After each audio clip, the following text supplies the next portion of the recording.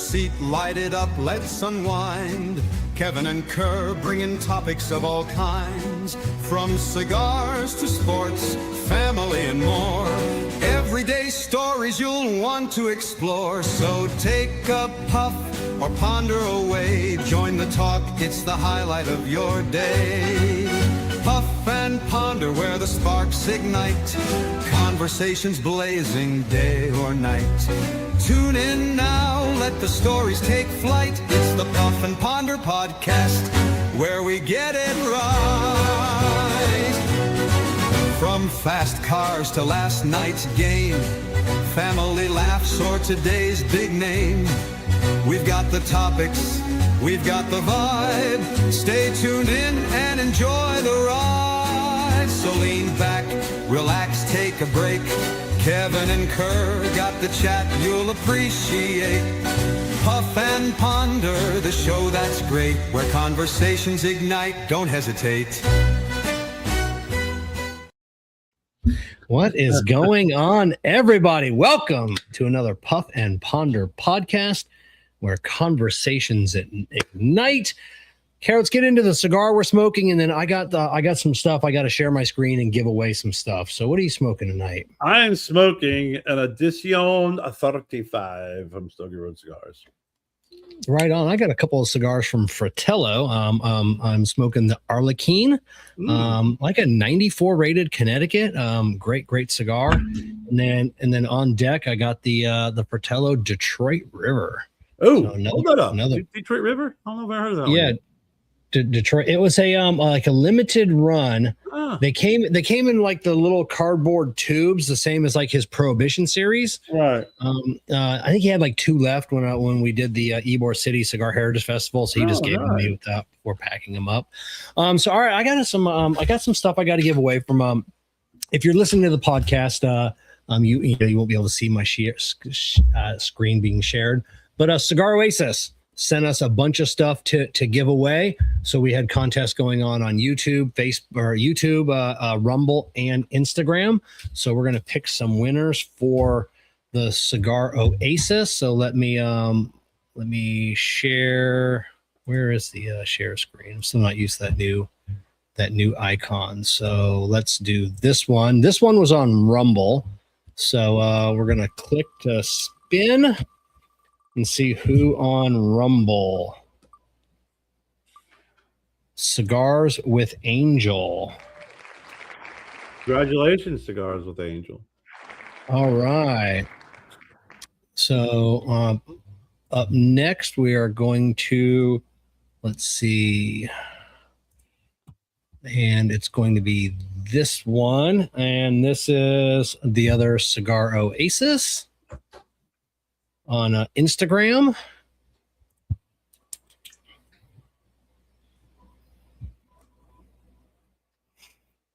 Please wait.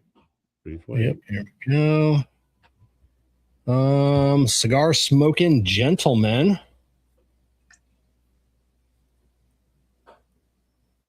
All right. Just bear with me, folks, here.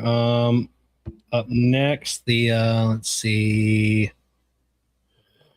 Pick a winner. Is it this one? Winner. We got here? Winner.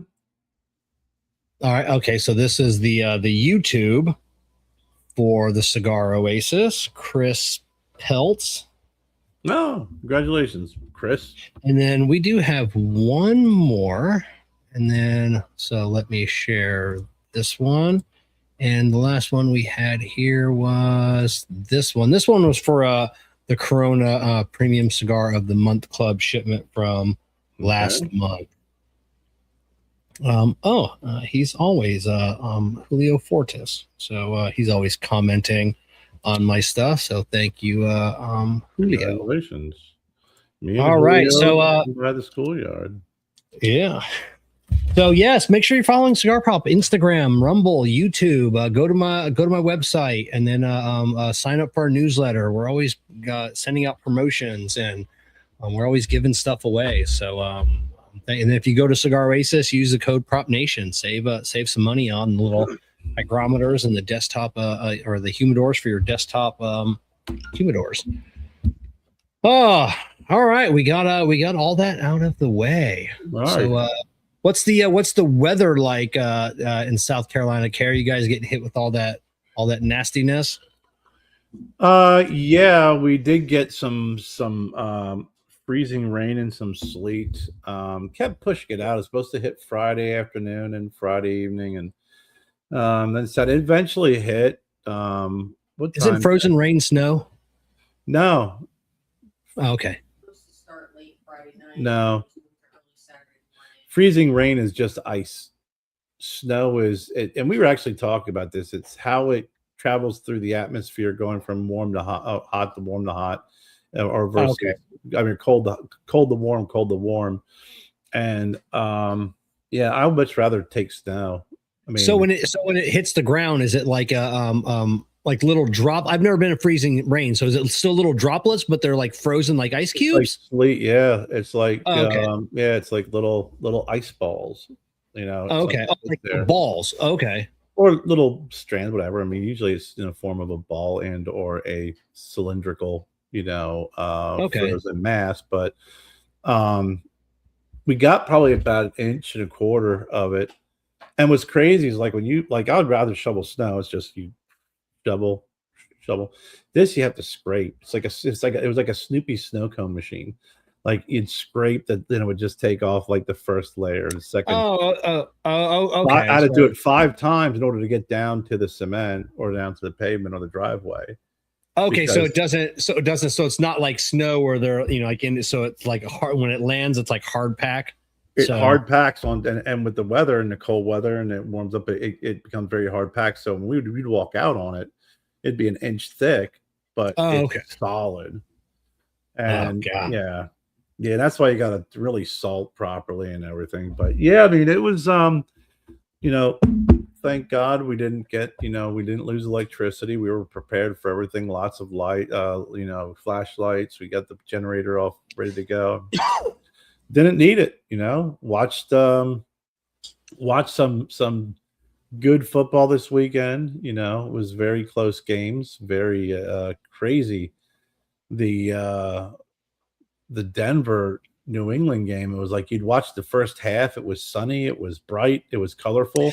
I know. And then at you watched halftime, it. it was like, what the hell happened? Oh, I know, brutal. I know we got 4 Buckeyes going to the Super Bowl, so I'm super excited about that. Yeah, I mean, I'm a Rams fan, so I was not happy about the game. But I do listen.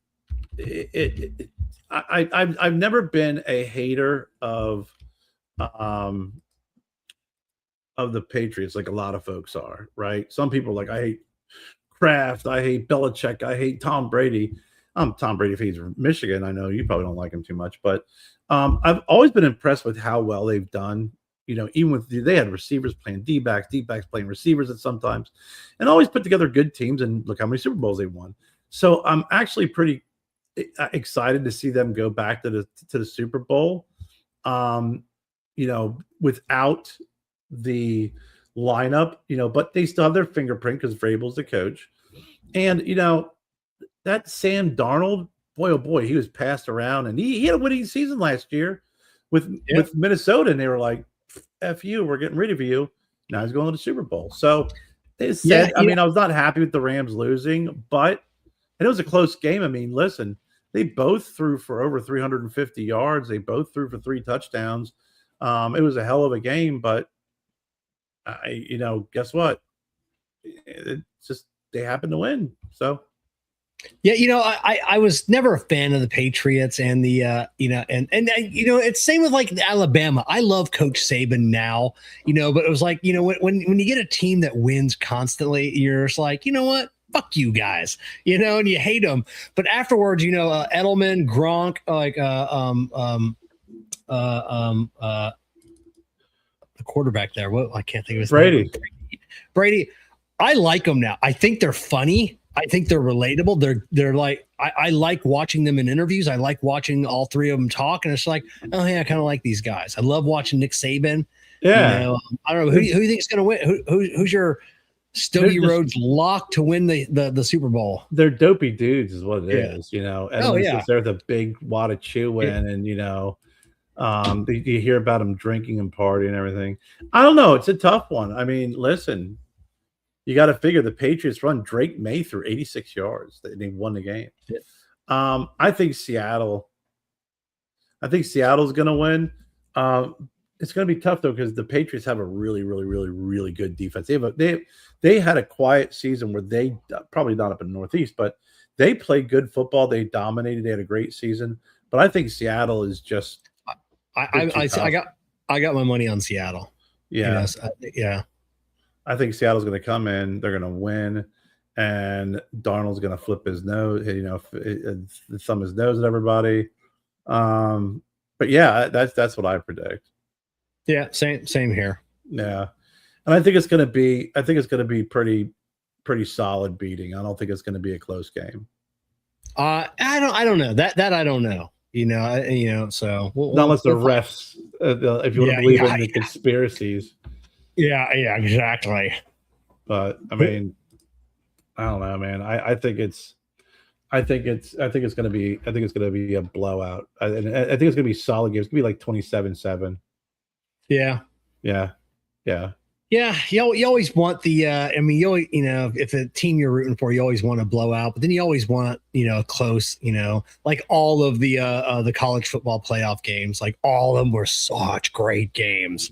Most of them were all the way down to the final. His time has come. So, dude, he always reminds me of the freaking redheaded stock guy from The Office. Sam Darnold. If you look at him and you look at their pictures side by side, it's like, God dang, he looks just like him. So I don't know. We'll see. We'll have some good commercials, and I don't think I watched the Super Bowl last year. I think I was too busy, and I think I had it on in the background or something. But I don't know. We'll see if anybody's throwing together a little. I don't like going to Super Bowl parties anymore. And my buddy Brian, if he throws one, he's got a nice workshop, where he builds all his cars, so I can smoke cigars out there. But if like people are having it in their house, I'm like, nah, I can smoke in my house. Well, in my lounge. Yeah. Have my own food and everything else. Yeah. If I lived up there, I'd just come over, we'd watch it in your garage, or you'd watch it here. And then that's it. Have our own food, have our own drinks, bathroom, smoke cigars, pause the game. Did Sunday. Pause the game whenever we want. Yeah. It was icy. It was snowy. The whole weekend we just stayed out here in the lounge. We watched TV. We freaking smoked cigars, and we ate out here too. Jennifer brought out the TV trays, and we ate out here. This is where we spent the whole weekend, and just watched the weather. Man, I'll tell you what, that freezing rain. It was like a torrential downpour. It looked like a summer storm. There's actually calls for thunderstorms, but yeah, it was pretty bad. Yeah, I just I didn't do much. I put new outlets in the lounge here. They all have LED lights. And, that's right. You're talking about that. Yeah, no, I'm pretty disappointed. They kind of suck. Why? Eight outlets cost me $300 to buy 8 outlets. And, on the Kickstarter, they showed this nice glow around the outlet. And I'm like, oh, that'll be some cool ambiance. I got 2 outlets behind the shelves up there. It'll glow some colors. Then I get it. I'm like, these suck. $300 on outlets, and they barely glow at all. So you got some LED lights and just taped them to I could have got some LED lights and plugged them into each outlet, and would have been a hell of a lot fucking better than what I got. That sucks. I'm sorry, dude. Yeah, it is what it is. You live and learn.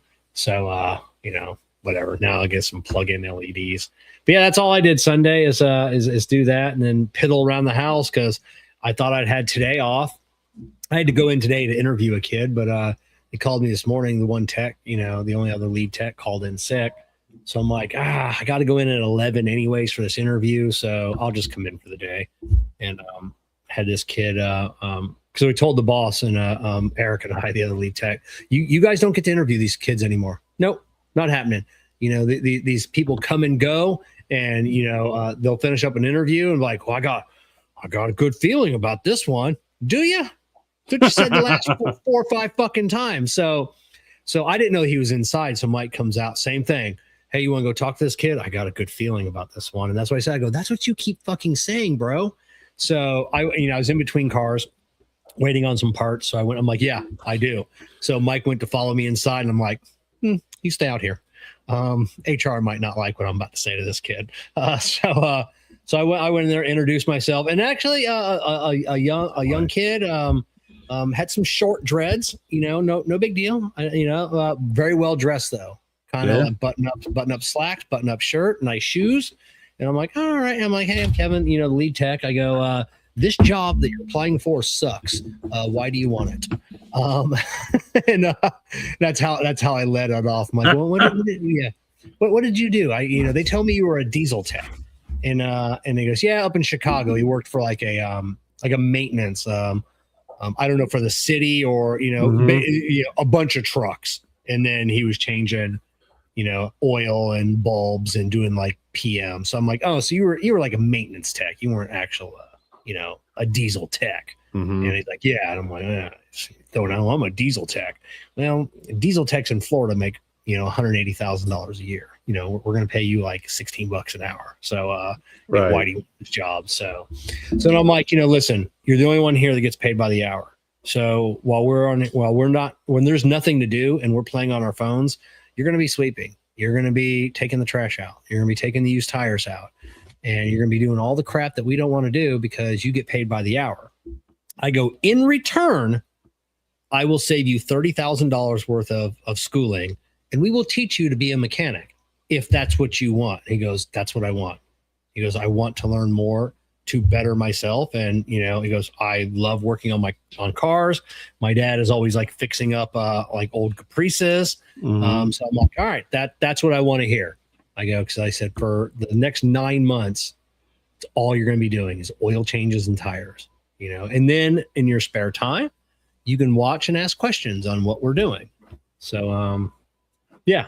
So hopefully he works out. Seems like a good, so I'm kind of excited because I got 6 weeks to whip him into shape. Because for the next 6 weeks, I'm working Sundays and I'm working 6 days a week because we're losing a kid. So, you're not gonna be very happy, are you? I mean, I've done it, so I had to work 6 days a week on like July, August, and September. Then I got October off, and then like mid-November, everybody started taking vacation. So I was back to like 6 days a week for, November, December. So I got January off. So yeah. So and then we're starting my new diet, or where Jessica's joining me. So yeah, I'm, which I need to. I gained 15 pounds over the holidays. Yeah.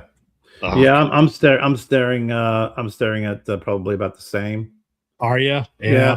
It was like, man, I feel great. You know what? It started trickling like right after my birthday. Yeah. And I was like, oh, birthday week, I hang out, went to Montana, cheat a little bit. Then we kind of got back on track again. And then the holidays hit. And then it was like this 3 days of it. It really sucks, especially when you fast and you eat well. You can have like 4 awesome days and you are feeling it, and you stand on the scale and you see it. And then it's just one fucking day of just like, wow, those M&Ms look good. Yeah. So does that Guinness and M&Ms. What could go wrong? Yeah, it's and then for me, because when I'm at work, like in the summertime, I can't eat big lunches.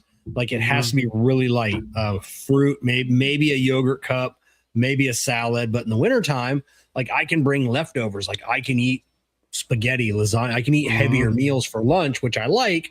But in the summertime, when it's 110 degrees and I'm sweating, I can't eat any of that shit. I will throw up in the shop. I'm sure, yeah. So, but in the wintertime, it's it's been fucking brutal. So yeah, I definitely stood on a scale and I saw it slowly creeping, and I was like, you know what, time to come to an end. And then tonight's dinner, I was like, okay, start tomorrow. Let's restart tomorrow. Yeah. Jennifer made. There's a pizza place by here that has fantastic pizza. And they make this vodka sauce that is phenomenal. Like I could take it and just drink it. That's how good Yeah. it is. You know, that creamy pink sauce. So she made grilled chicken, which was like, hey, healthy. And then it was like angel hair pasta. It's my favorite. Some vodka sauce, which is creamy, probably a little bit, and then some steamed broccoli, which is like, okay, this is kind of nice and balanced.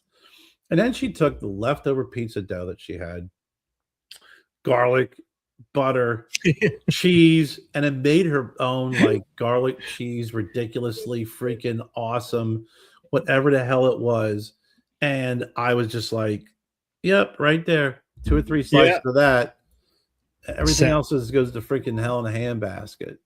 That's it. So I'm gonna do the 18-6 fast, and Jessica's gonna do the 12-12.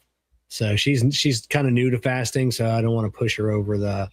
May you spend most of the 12 hours of fasting away from Jessica, so you don't kill each other.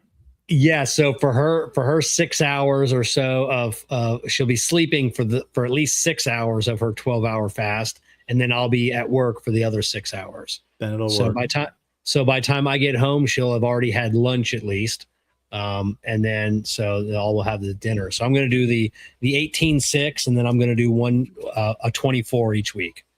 Yeah, so, I've been doing 16 pretty steady, you know, doing a pretty good job of it. Yeah, my goal is 18, but if I can get because just my schedule, 16 is going to be my minimum. I have to do 16. Yeah. If I can stretch it out for 18, I'm going to try.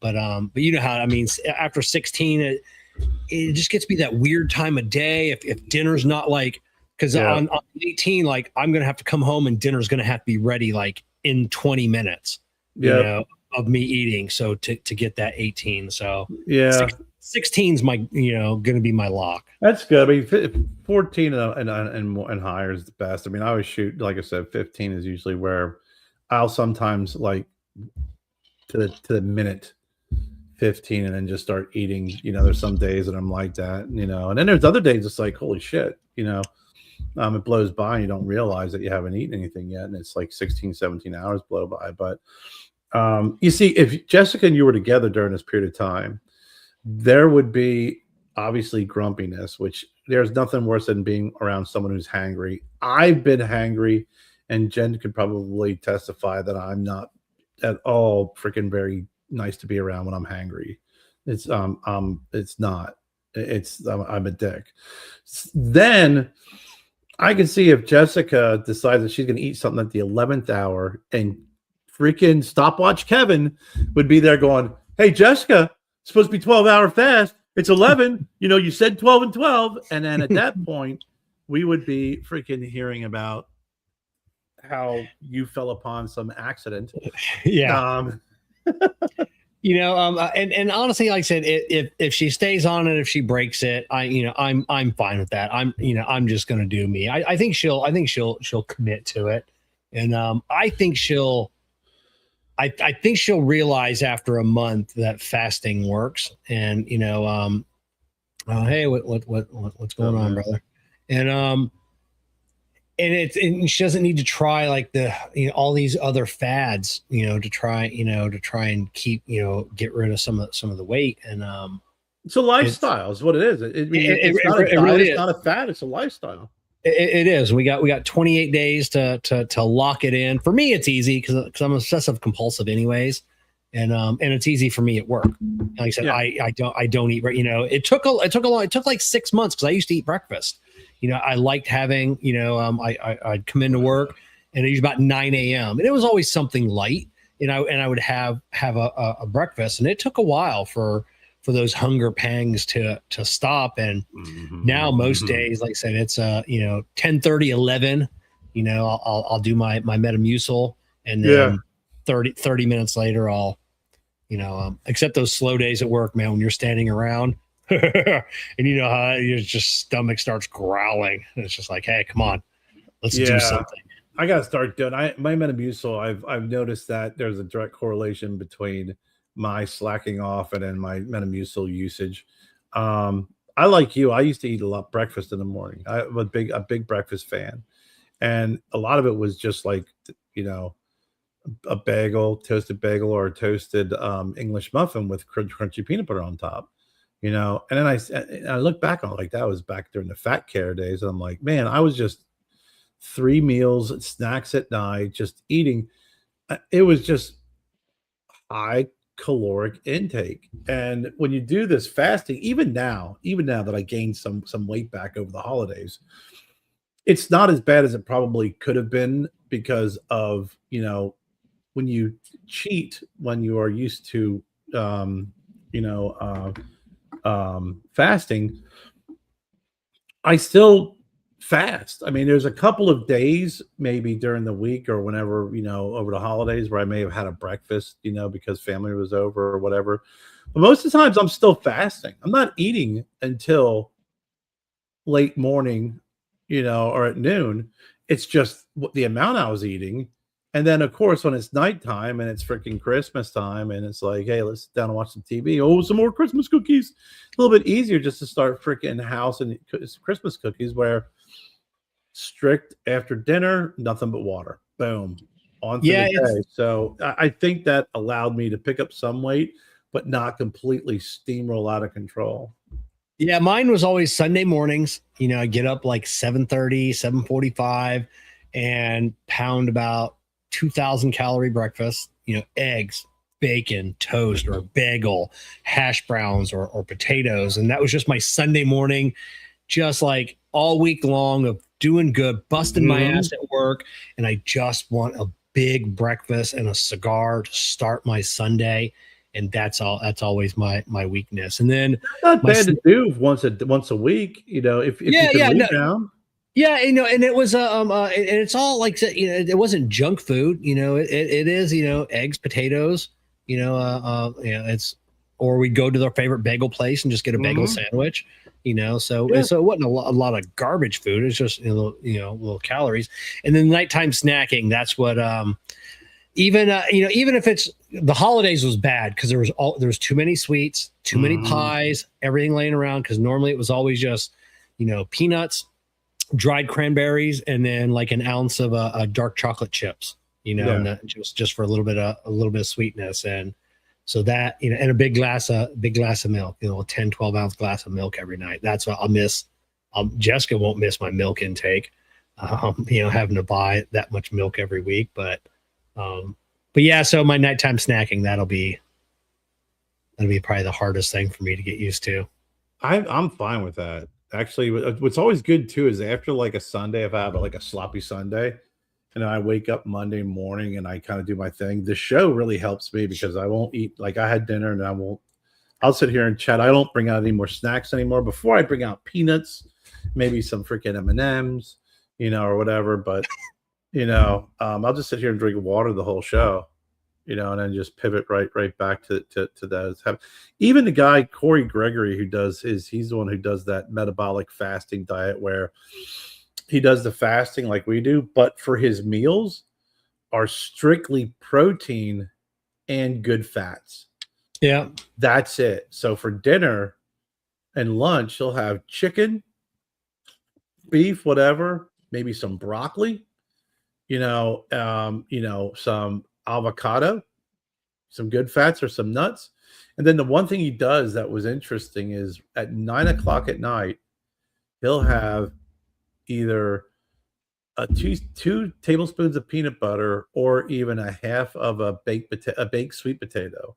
Yeah. Because that makes your fucking insulin pop. And then it actually brings along human growth hormones and other types of freaking, you know, different chemicals in the body that are good for you, especially when you get older. But yeah, I try and keep away and reduce the carb intake and really keep the protein intake higher than before. So yeah, some guys asked me. I was gonna say. Consider getting Affiadano humidor. Just curious, do you still have yours, and how do you like it? So I'm actually in contact with it's either 4 or 5 guys. I can't remember. You know, it might be 5.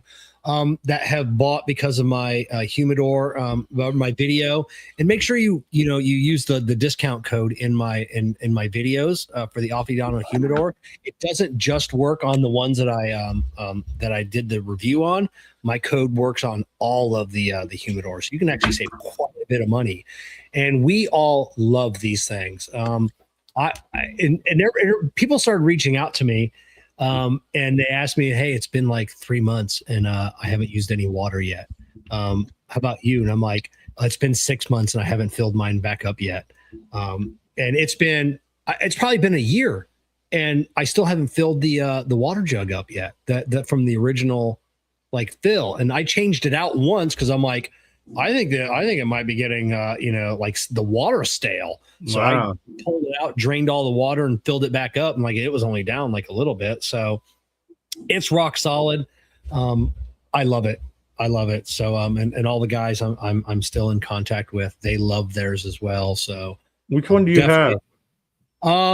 I don't know. I think I have like the 1200 count. Like it's, it's pretty good size. It's a big one. And they're expensive. They're not cheap, but I'll tell you they're worth every bit because I think unlike a lot of these other manufacturers that have converted wine coolers into cigar humidors, there seems to always be an issue with that. Like they burn through a lot of water.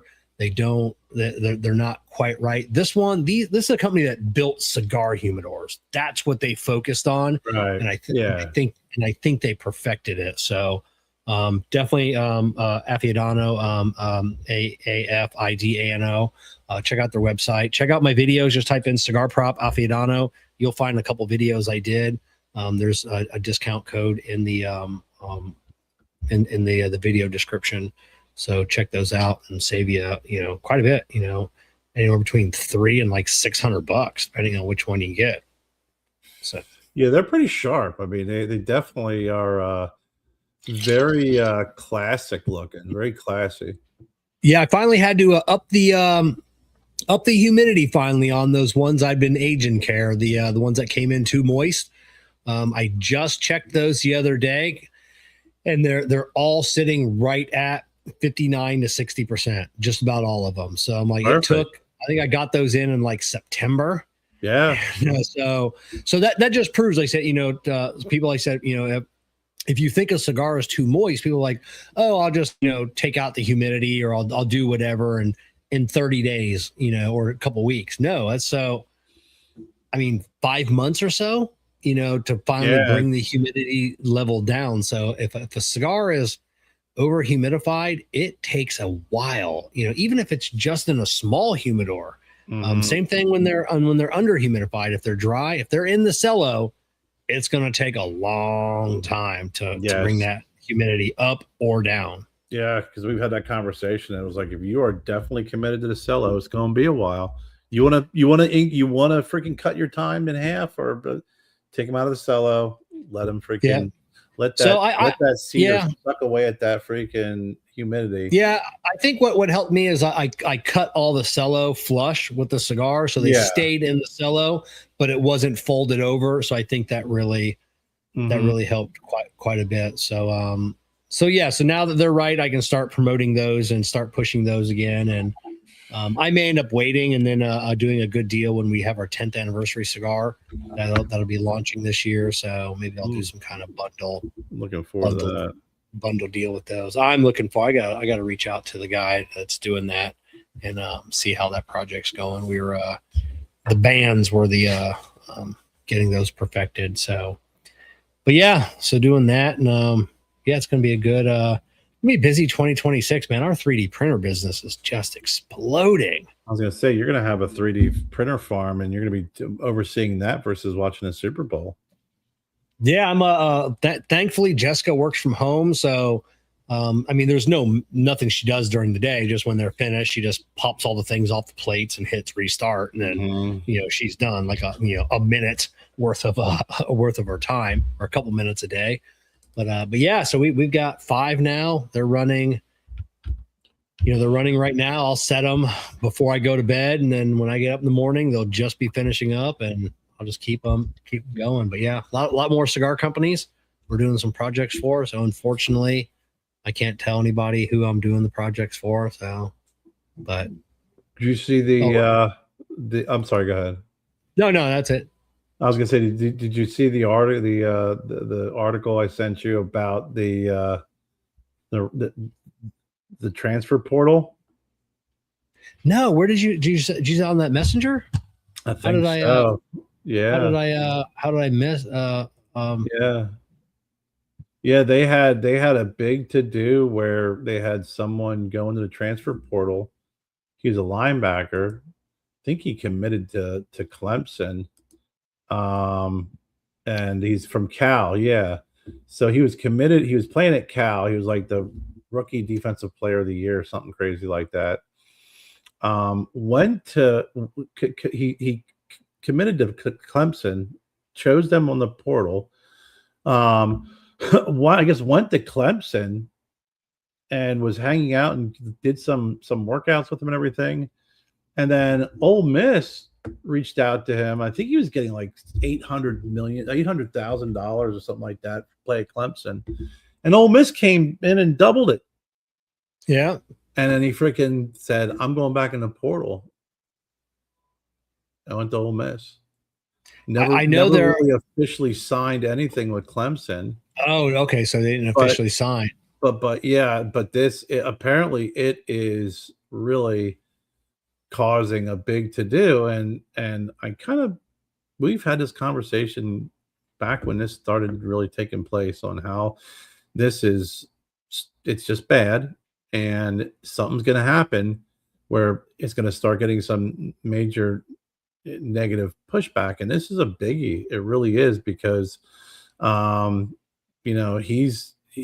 Sweeney's pissed off because the old Miss coach was reaching out to this guy after he committed to Clemson. You're basically taking college players. You're like, hey, we'll give you $1.5 million to come here and play. So, they're no longer losing this year of eligibility. It is officially now what we talked about. I think it was last week or whatever, where you have the pros and then you have the freaking college pros, and that's it. There you don't need to have a USFL or an XFL or any other type of minor league football team for the NFL. These kids are going to college and they're getting paid a ridiculous amount of money. And I know there might be more, but I know of 5 college players that are getting sued by their teams because of the NIL money. They want their money. They want everything back. When they enter the portal, and like, hey, you signed a contract with us, for this money and to play here, and then you dip after a year, and we want our money back. Yep. This is what you owe us. And then I didn't know the what was it, the quarterback for Miami? I had heard hey, he hasn't been to class in like 2 years, and people are like, oh, these kids aren't even going to class. And then he did the interview and he says, yeah, I graduated 2 years ago. Like he's already got his degree, so he's been playing for 2 years as he's as a football player. Yeah, he didn't have to go 6-year red shirt. I'm like, fuck. This is. I assume that he had to. You stay in class. You get your. If you're there for 2 more years, get your master's or do whatever it is you're going to do. But I thought you still had to go to class. There was always amount of credits that you had to carry in order to be eligible to play college athletics. It was always amount, because my last year of college, I went 4.5 years, and the way it works is you had 5 years of college to play 4 years of sports. So you had a redshirt year, right? My senior year, I played lacrosse and fell in love with it. That summer, I went down and played the lacrosse league down at Dewey Beach, Rehoboth Beach. I came back what would that be considered fall, the fall semester, and I did some student coaching, and then I was done in December. I still had 6 credits. I think I was short because I took a lot of law classes. I had a political science degree. I took a lot of law classes as a lot of optional classes, because you have you have your core curriculum classes that you need to take, and then you have all of your core major classes that you need to take, and then you just have a lot of electives. And I really gravitated to law because I had some idea, well, maybe, if I take enough law classes, maybe, it's good to have that under your belt. I wanted to get into, police work and everything else. So my teacher came up to me. She goes, you're like 6 credits short of getting your paralegal certificate. She's like, you're really not going to do anything with it, but it would be nice to have. You don't get a law minor. You could get your paralegal certificate. So I start kicking around the idea of going back to school and taking those classes and a couple other law classes, so I can play one more year of lacrosse. Yeah, that would have been my 5 years to play 4 years of athletics. And I decided not to because my dad said, "Hey, what are you going to do with that paralegal certificate?" And I said, "Nothing." He said, "You're not going to spend all that money to go back and play another semester of lacrosse. Get your ass home and get a job." And I was like, "Yeah, sounds good, Big Tony." That ended pretty quickly. I didn't have freaking, daddy's money to go fucking do whatever the fuck I wanted. So, but that was like, again, 5 years to play 4 years of sports, and you had to carry a specific load of credits in order to be eligible to play college athletics. This is crazy, learning that you have someone who hasn't been to school in 2 years and they graduate and they're still playing fucking football. Yeah, he graduated from another college. It wasn't even Miami. It was another college that he got his degree at. I don't get it. Yeah, I don't get it either. And they definitely have to, and hopefully they listen to Saban about moving the windows of the portal to the spring. After the bowl games are done. That way, any coaching changes, any of this it won't be a distraction for the bowl games. Because you got kids that are, they don't want to play in the Ted's Mower Bowl in Boise, Idaho. So they just enter the portal and just bounce. We may see more of that because I just looked it up right here. And it says the quarterback, because remember, he played for Georgia. Yeah. Carson, he played at Georgia. And it said his 2020 redshirt year is an extra year of eligibility granted by the NCAA because of COVID pandemic. Yeah. So, and having graduated by utilizing his remaining eligible as a graduate transfer from Georgia to Miami, he was able to play with a substantial NIL package. Oh yeah, I'm sure. So he played and made between $3 and $6 million just to play college football.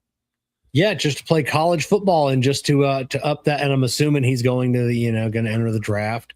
This year. Take. You know what? At this point, you have the NIL.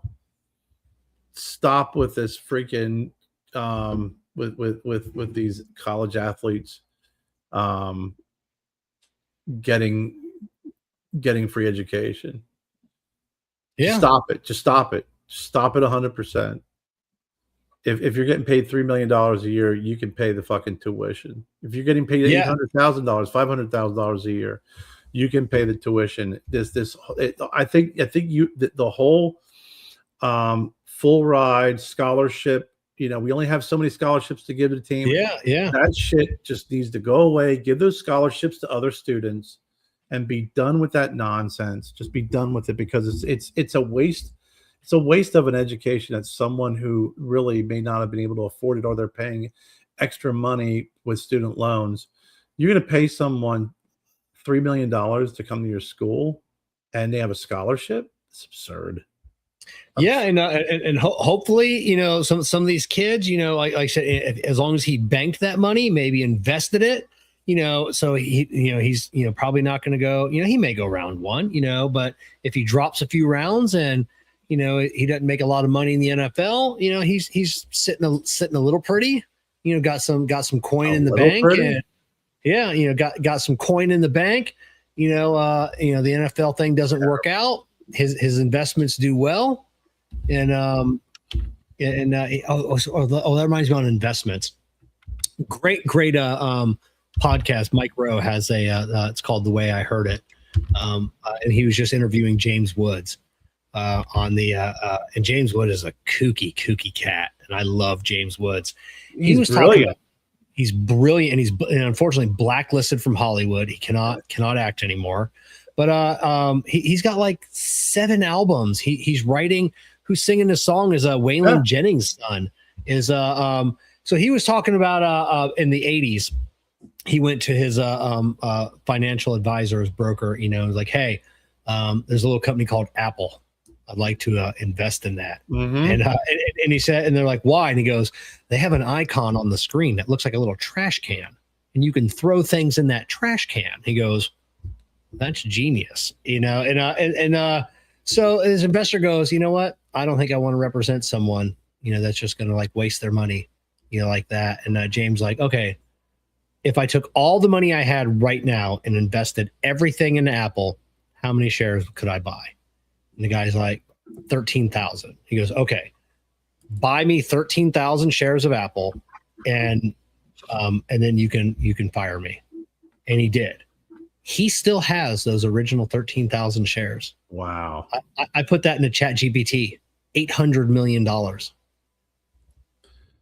He's never MIT graduate. He's not stupid. I mean, he scored almost near perfect on SAT. Yeah. It was insane. Almost $1 billion that he hasn't touched. That's crazy, isn't it? Yeah, look who was an early investor in Starbucks. Who was it? Kenny G? Oh, really? I think so. Who's the guy who's the early investor with? I think it is Kenny G. Early investor with Starbucks. It's crazy. It's just, you know, maybe it is. Maybe is it Kenny G? Yeah, he was an early investor with Starbucks. Joined in the mid 80s. Man. Yeah. Yeah, he's one of the first people. He's one of the initial investors who supported Howard Schultz when his company was expanding in 1980. Yeah, you just don't know. He's the one who prompted Schultz and introduced the blended drink, which popularized the Frappuccino. Thank you very much, Kenny G, for the Frappuccino. Thank you, Kenny G. So, but yeah, so yeah, I don't know. You never know. You never know. So what's going to pop? But yeah, you talking about the investing, and I just finished up that. I want to go look up some of his music on Spotify, and yeah, he's wrote like 8 albums. And he one of his songs or the album was briefly number 6, you know, on the charts. Who James Woods? James Wood. Yeah. The dude's it's pretty interesting when you see him. He gets interviewed. He's blacklisted and everything else because he's a very conservative individual, and he's a very intelligent conservative individual who has no problem standing up and stepping up, but you know, and he's the one who's basically has no problem taking it in the pants, you know, professionally. That's it. He's the one that brought Oppenheimer to the studios and Chris Nolan. You know, that was James Wood. You know, as in I think he ended up being like got an executive producer credit, you know, on Oppenheimer, and it's just like God. So.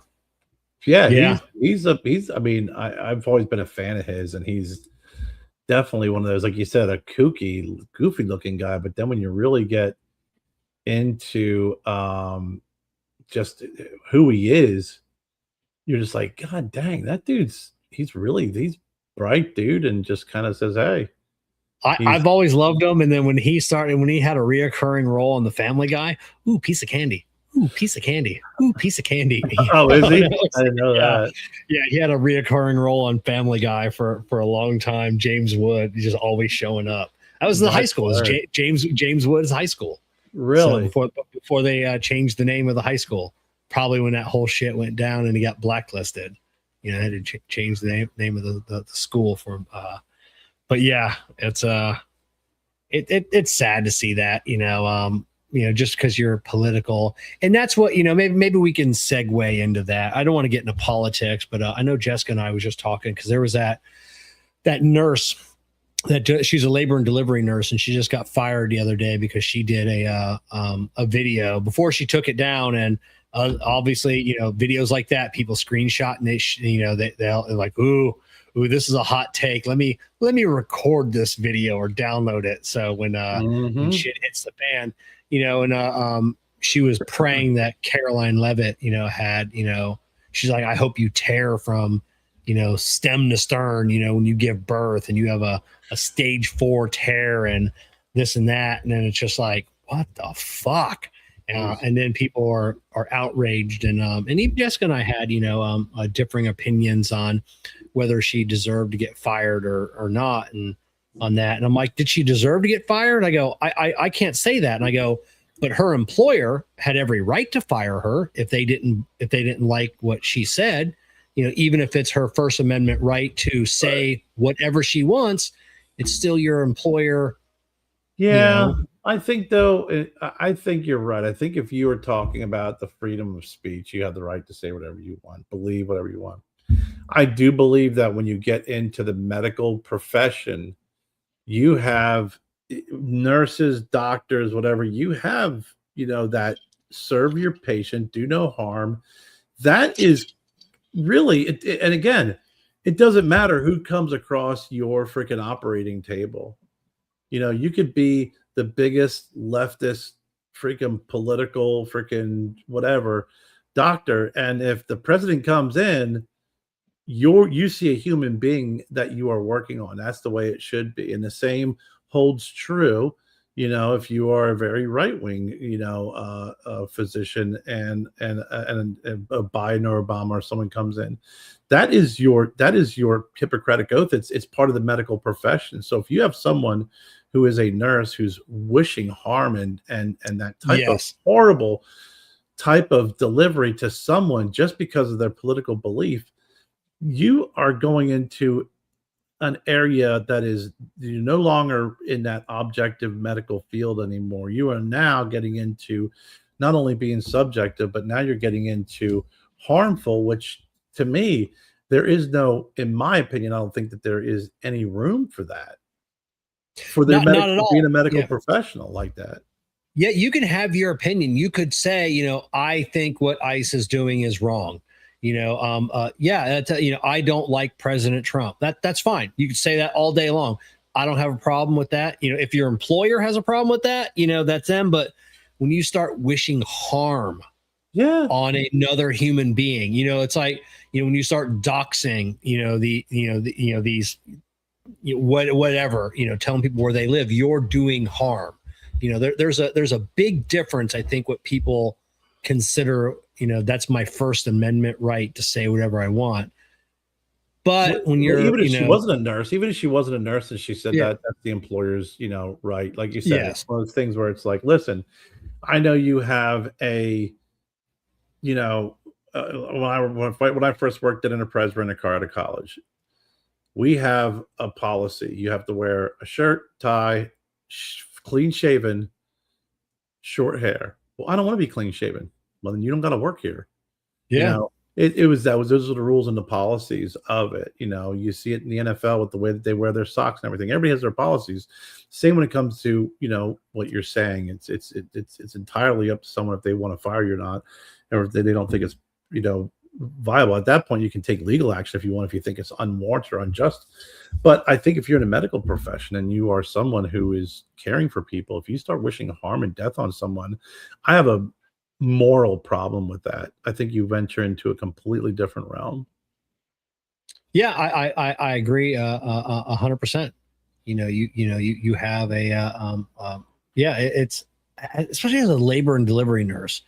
You're gonna have patients coming in, and I don't know. It's like, can this woman be? What if she finds out I have a Trump, a Trump Vance sticker on my car? Right. What's going to happen? What kind of care am I going to get? What kind of care am I going to get if I come in and they know that I'm conservative or a Christian conservative? At that point, you're no longer impartial, and you're not being objective when it comes to the treatment and the health of another human being. We've seen it in the past where you've had, white doctors refusing to operate on black patients and refusing to treat black patients. Horrible. Yeah. And you've even seen, we just watched, who was the president that got shot? Michael Shannon played him. He was the shortest president ever. Grover Cleveland, or was it Grover? He was the shortest president ever. Well, the shortest run, not the shortest physically in stature. Oh. He was only in office like 30 days or 90 days or something crazy like that. I wonder who the shortest president was. But he got shot in the back, and his surgeon was there, just completely like sticking all sorts of freaking unhealthy freaking devices in him. And there was an African American doctor. What's that? James Garfield. And there was an African American doctor there who had a clinic nearby. And they were like, nah, just get away from me. And like the surgeon didn't want to talk to him. And they found out that the reason why he actually died and succumbed to his wounds because of the freaking unsterile nature of and what this doctor was doing opened up like an abscess in his, what was it? Something ridiculous, wasn't it? It was like a freaking foot long, like it tunneled through his body, this abscess, and it fucking popped. And he just died of sepsis, But my point to all that, even the shortest president, will find out for you later on, Kevin. James Madison, 5 feet 4 inches. James Madison at 5'4". It just goes to show you that there have been things in the past, and even nowadays, it's just making this political stance that I'm not going to do X, Y, Z because of your political beliefs. And I think, again, you take the humanity out of things, And listen, I'll tell you, I've seen a lot of posts about some of these, ICE agents that, I won't call them protests, people getting shot. And I hate seeing that. That's horrible. It's human life. Yeah. Unnecessary. Unnecessary. Just because someone thinks or believes that maybe they shouldn't have been in that position. Maybe they shouldn't have put themselves in that position. Maybe they shouldn't have been. So whatever case may be, it doesn't mean that you don't lack empathy and sympathy for the families and mourn the loss of another human being. I think the whole fuck around and find out is overused. But I think it's used to say, hey, look, this person shouldn't have been in that, put themselves in that situation. But at the end of the day, to see that human loss over something, it's sad and it's disgusting. It really is. It is, and we're just seeing a lot of the blurring of the lines, when people, talk about my First Amendment, I believe in all of them, and my son is serving in the military, and to defend your, for all your rights, and but it's I don't know, you just can't say and do whatever you want and not expect consequences. No, I mean, we live in a great country. We live in a country that, a lot of other countries don't have some of the freedoms that we have here. And one of the biggest freedoms that we have is the right to protest, assemble peacefully. We see and we read in the newspaper, and we see in the news how many of the folks who are the uprisings in Iran who are just sick and tired of being of the leaders over there, and they're being killed just because they're protesting the government. And we have that right here. It's just that some people will take that to the next level, to the next level, to the next level, to the next level, and then they want to be this armed rebellion, and under the guise of First Amendment. And at that point, you're putting yourself in an uncompromising position, and there are bad things that are going to occur because of the decisions that are being made. And I hate seeing it. I think that the country, if everybody would take a step back and not listen to the politicians, not listen to the freaking media, and take a step back. So I love the Cigar Lounge. You go and you have a conversation with somebody, you find out you have more similarities than you do differences. And I think that there's a lot of people out there who don't want that type of camaraderie and connection to occur. I agree, and you can't listen to the media. I follow a hilarious husband and wife team. Actually, I follow a few people online that are from the UK, and they, a lot of times they'll come here and they'll travel for 2, 3, 4 weeks, do a bunch of videos, and they go back and then they'll make videos, things I miss most about the America and the States. And one couple actually moved here finally, and they just did a video recently, and he's like, one question I always got from everybody back home was, did you feel safe? Did you feel safe in America? We're always hearing on the news, everything that's going on. And his wife had said that when that they were really concerned when they first decided to come over here, rent an RV for 2 weeks and travel the U.S. They really were concerned about their safety. And he goes, that is so far from the truth. He goes, my brethren in the UK, please, you got to stop listening to the news. You got to stop listening to the mainstream media. Is that what they're showing? That's not America. That's not America at all. They're showing little tiny pockets here and there. It's I mean, listen, back in the day, it was, they always had, the media, the newspapers was always, if it bleeds, it leads. It was like, if peace could break out all over the world and there could be one freaking community that's freaking being torn apart, and that's what they're going to hyper focus on. And it's sad. I mean, listen, we are in the, if you would have told me when I was in high school that in the next 40 years, you're going to be in a situation where there's going to be proof that there's UFOs. There's going to be proof that there's alien life. There's life beyond our planet. And the government's going to come out and say, we don't know what's going on. I would be like, dude, that's got to be like on every single freaking news source. Oh, no, it's not going to be. Yeah, nobody's going to care. I would be like, what do you mean no one's going to care, dude? It's aliens. Like, aliens. No. Yeah. But we'll be talking about different aliens.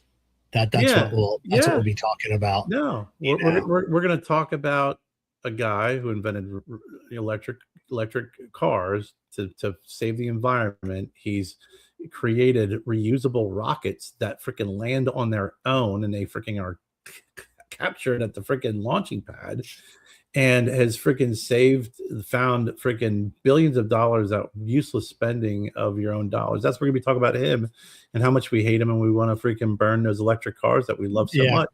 We're not gonna be talking about aliens. We're not gonna be talking the fact that there's freaking craft out there that our freaking pilots are engaging, and they're no longer, being freaking silenced, and they're not embarrassed to talk about it anymore.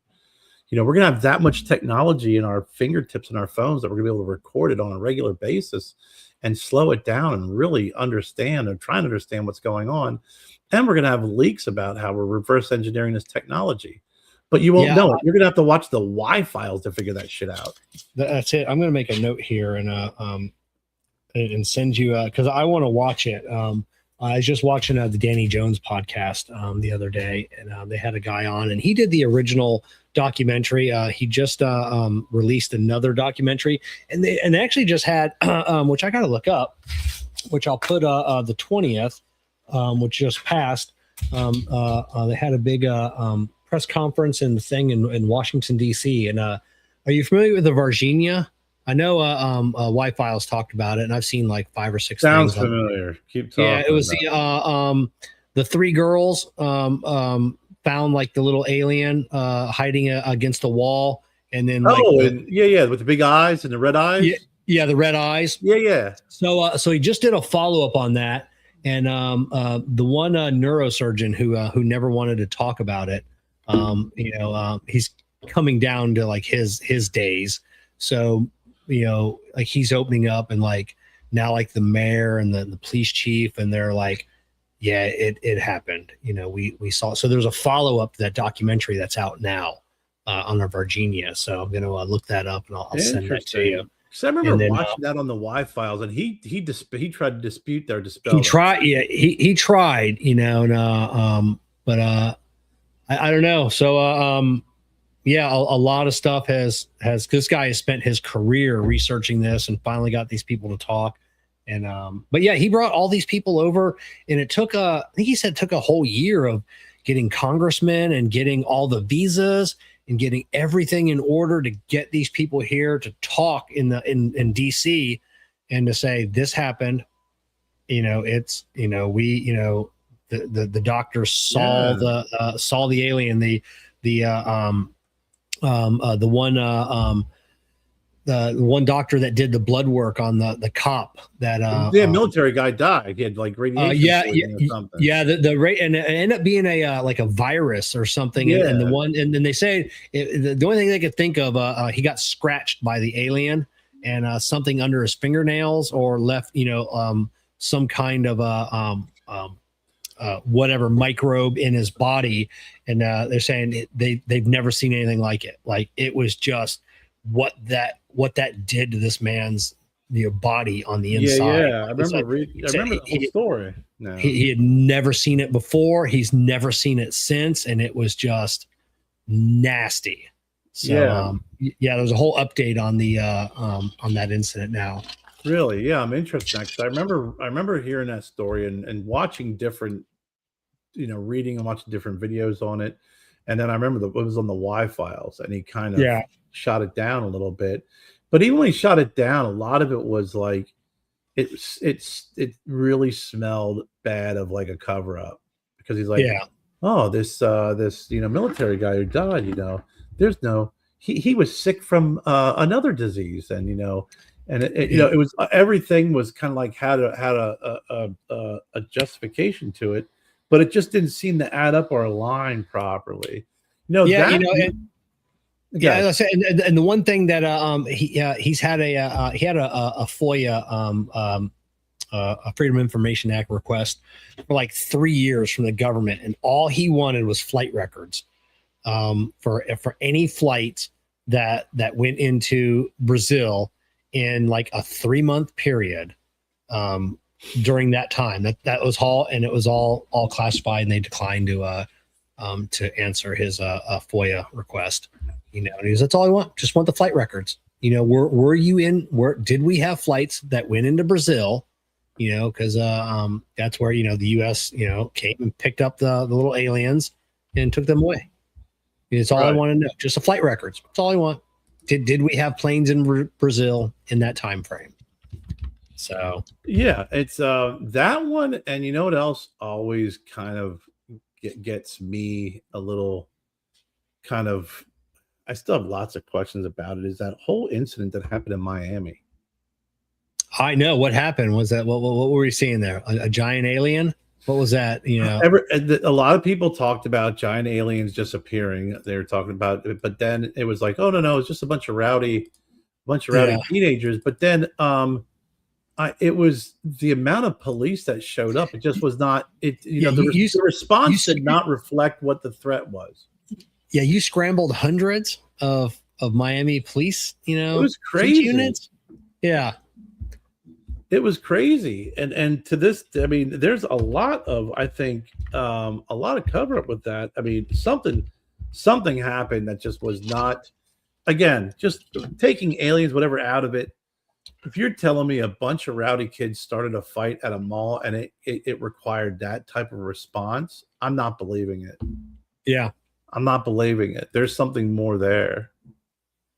Oh yeah. It's nuts. Yeah, I forgot all about that Miami incident. That was just a couple years ago. Yeah, it was.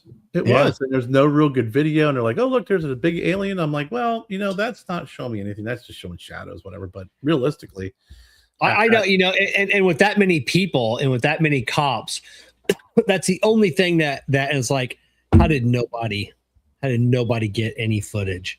Right. On the ground. We didn't see anything worthwhile, but I don't know. Yeah, I'm also still a little curious on that Boogosphere.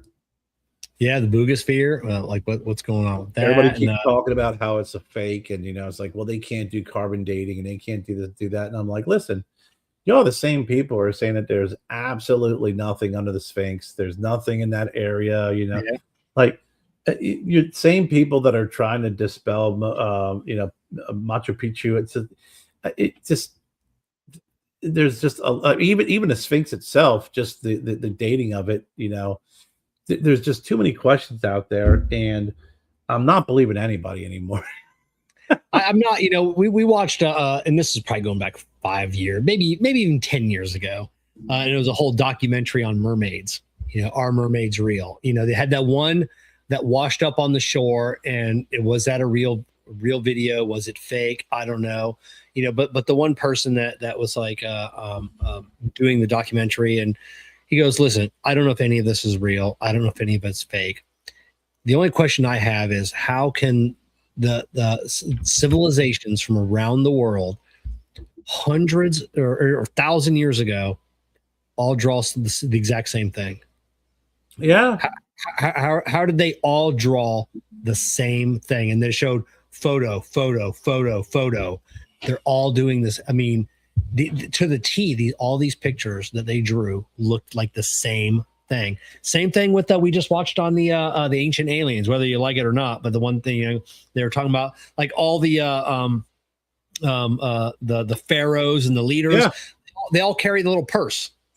They're all carrying this little handbag from all over the world, and it's the same shape. It's the exact, and it's like same thing. How it's legitimately like a little handbag that's in their arm. Yeah. Everybody drew the same thing. They carved it into stone. Dragons. Dragons. Yeah. Dragons across multiple civilizations over a period of time. It's all that same commonality. They all look the same. They're all drawn the same. No, you're right. I mean, you definitely see some of those, especially when you get into even the building of pyramids and the similarities from around the world. I find all that stuff very interesting, and really kind of the more we get into this, we keep plummeting faster and faster into information technology, and it's hard to BS. This isn't the 50s anymore. Yeah. This isn't a bunch of files and freaking Polaroids that are being freaking burned. It's tougher and tougher to hide, and more people are coming out who are just not afraid to be freaking completely ruined by the government, to stay silent. So I think some of these older files that have been dismissed are starting to come back as being a lot of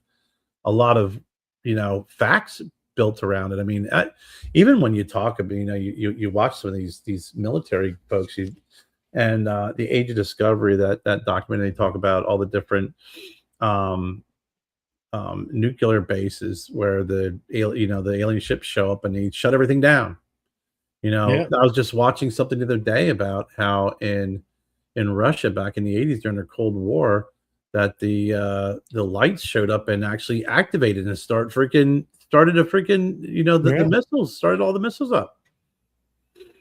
It's crazy shit that I'll circle back to the conversation. That's just it's not even being talked about. Yeah. In the news.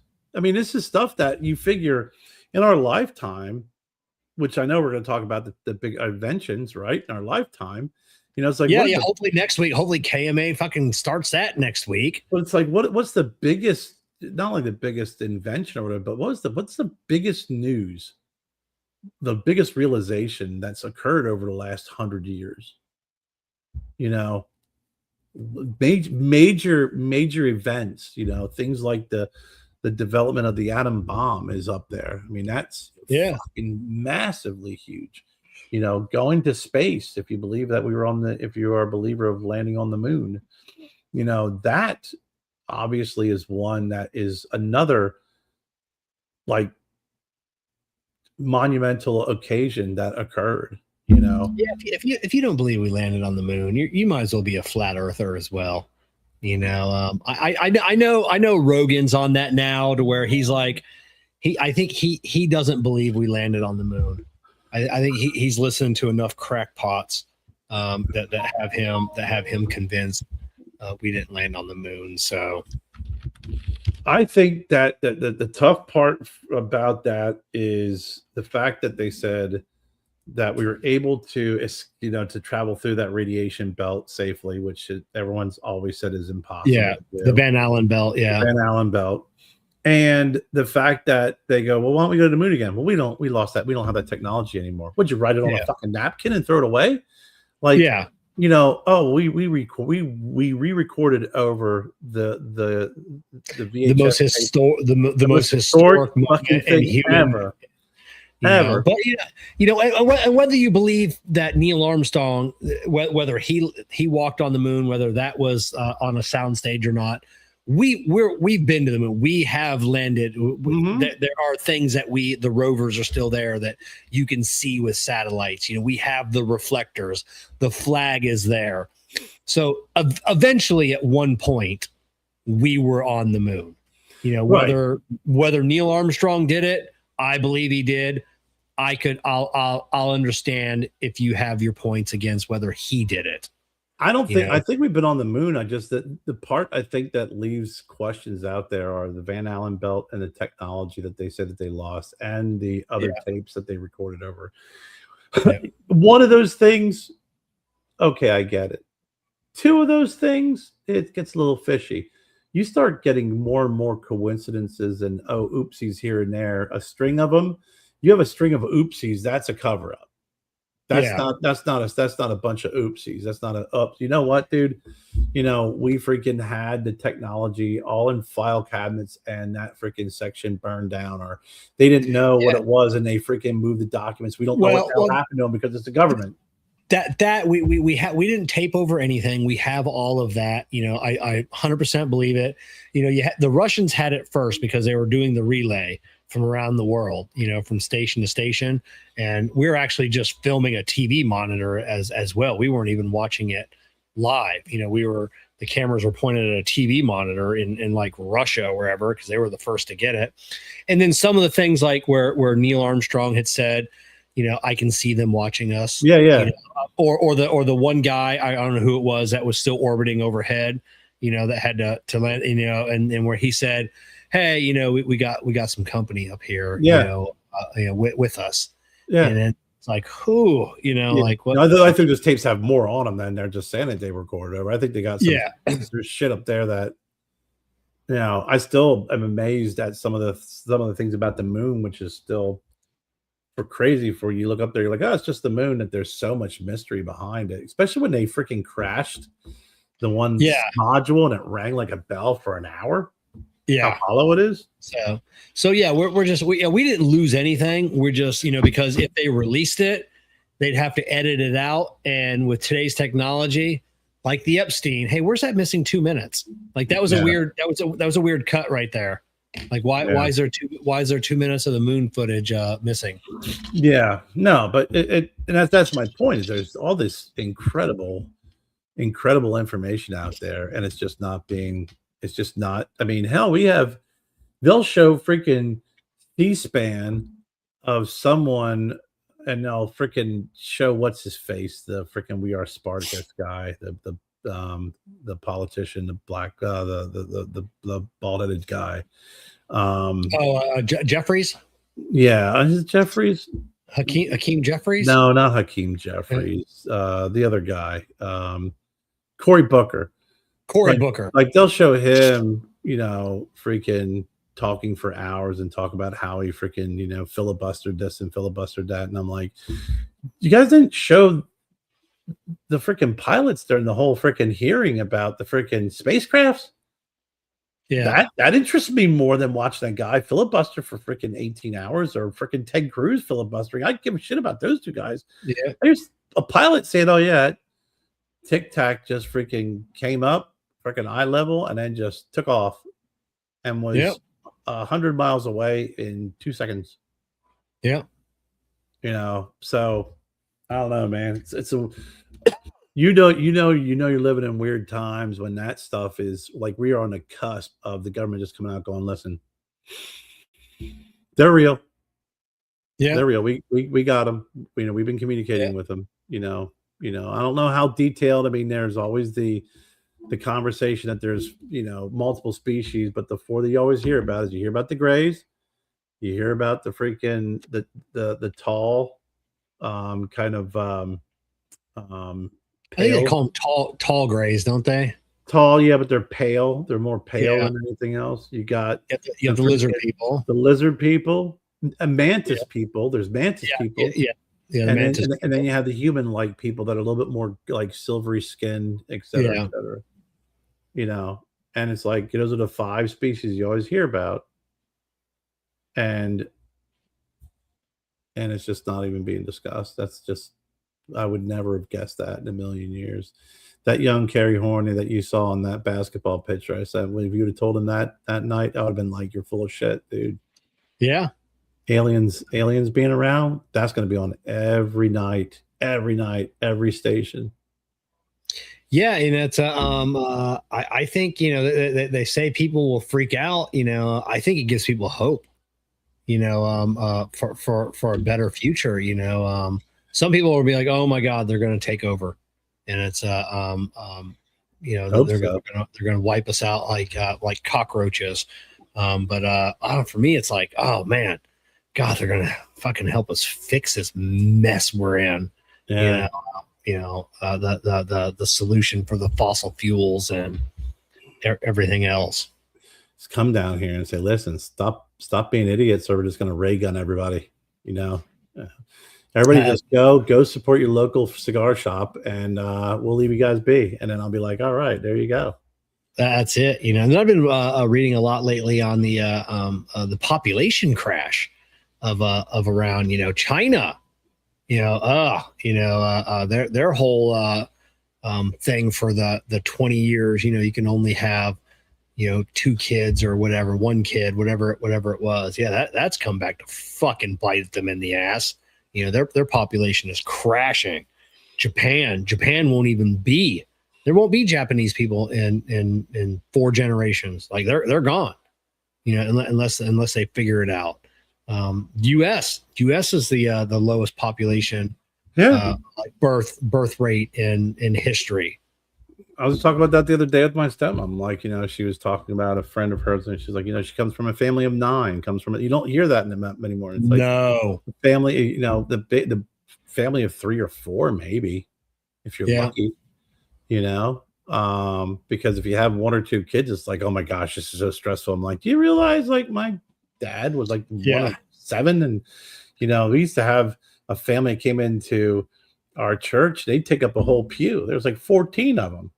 At some point it's just you're herding cats at that point. My next door neighbor, my best friend Tommy, he's one of 7 kids. We lived next door to him forever, and people are like, I don't know what they, and his parents didn't make a lot of money at all. They were both, just blue collar workers, and they went without, like things like material possessions, but the kids always had clothes, they always had food. There's always enough food for the rest of us neighborhood kids, and we'd come over, and they did okay. Yeah, depends on your family's situation or how many siblings you had. You really appreciated and understood the value of leftovers. Yeah. Because I'm to this day, you can ask Jennifer. I am like, we have leftovers. Jennifer, like, what do you want me to make? I'm like, we got plenty of leftovers. Like, what needs to be eaten first? Just because growing up, that's what we did. It was like my mom would make a big pot of spaghetti, and that would last us the week. Or she'd make stuffed peppers that would last us the week. A big lasagna was at least 2 meals. It was a chili mac. It was always a couple of days. That last you, man. It wasn't like mom wasn't cooking new shit every night. Yeah, it irritates me. Jessica will I'll come home like, oh hey, where's the whatever from last night? She's like, I gave it to them dog. Fuck them dogs. They got dry food. They got whatever. That was my food. Give them my fucking food. That could be tomorrow's lunch and tomorrow's dinner and the next day lunch, or I'll alternate it and just eat them for lunches. I mean, shit. That's it. Should we finish up with dinner? There'll be a little left, and I'll take my fork, and I'm like, dogs aren't getting this. It's too good. I'm eating it. Yeah. So no, yeah. It's I'm firm believer, and we rotate our leftovers, and then like Jen will make a big thing of chili, And it may come to the very end where I'm like, okay, I'm chillied out.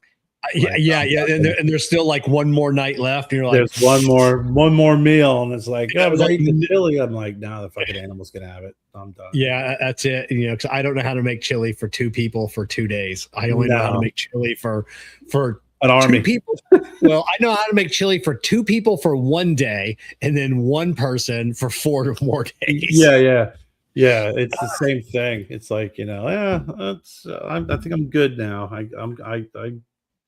But I love leftovers. I do, man. Sometimes food tastes better leftover. I do. I'm a big leftover fan. Yeah. I don't. Jessica, not so much. I mean, she'll eat a leftover if we have it. Usually she'll do it for lunch. She's not a leftover for dinner type of person.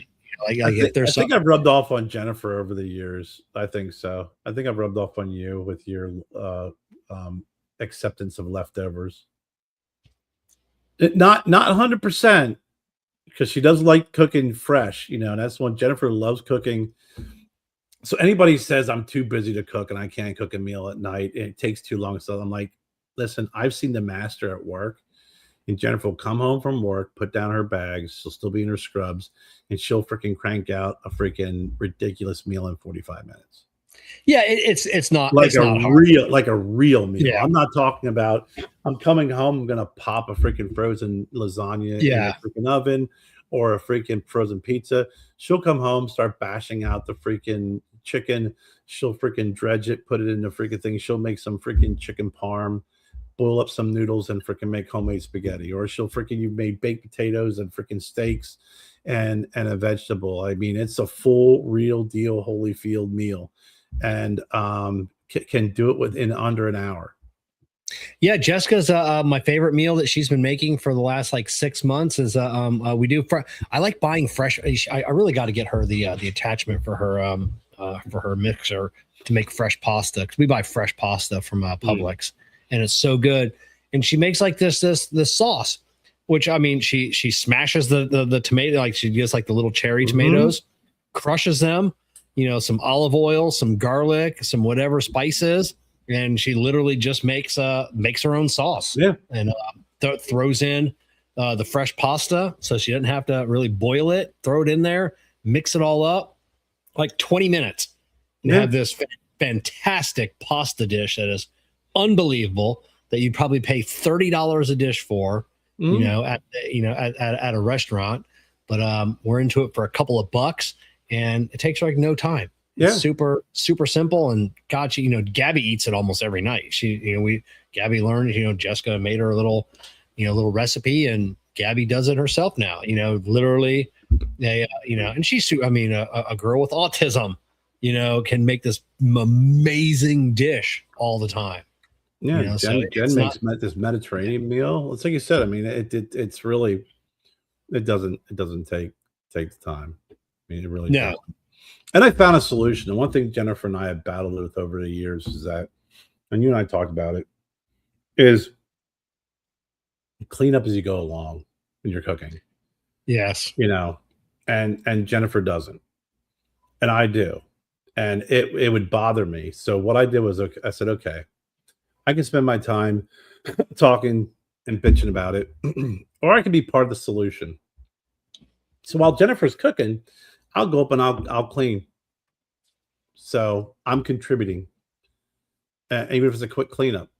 It just, even something as simple as wiping down the stove, just making sure the pots are rinsed out, make sure this is that, and at that point, while she's cooking the meal and getting things ready, I am satisfying that OCD in me and making sure things are cleaned up as we go along. And at the end, I think it works out well.